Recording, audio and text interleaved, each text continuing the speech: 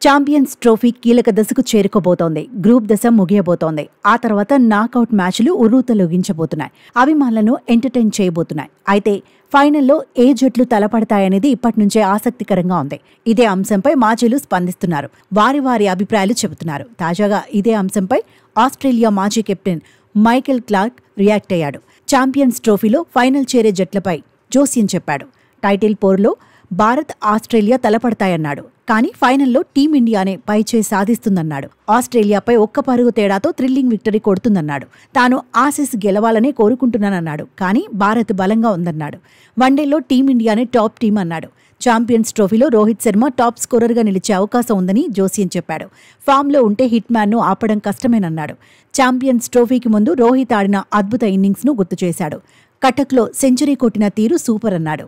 Power ప్లేలో వేగంగా పరుగులు సాధించేందుకు హిట్ మ్యాన్ ప్రయత్నిస్తాడన్నాడు. రిస్కీ షాట్లు ఆడటంలో వెనక్కి తగ్గడన్నాడు.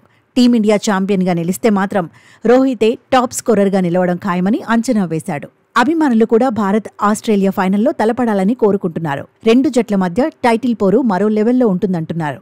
గత వన్డే వరల్డ్ కప్ ఫైనల్లో టీమిండియా, ఆస్ట్రేలియానే తలపడ్డాయి. ఆ మ్యాచ్లో ఆసీసే గెలిచింది.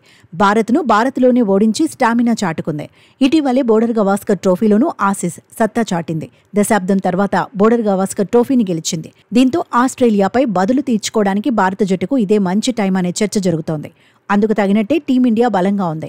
బ్యాటింగ్, బౌలింగ్లోనూ ప్రత్యర్థులు భయపడేలా కనిపిస్తోంది. టాప్ ఆర్డర్, మిడిల్ ఆర్డర్ అనే తేడా లేకుండా భారత ఆటగాళ్లు బాధ్యత తీసుకుని ఆడుతున్నారు.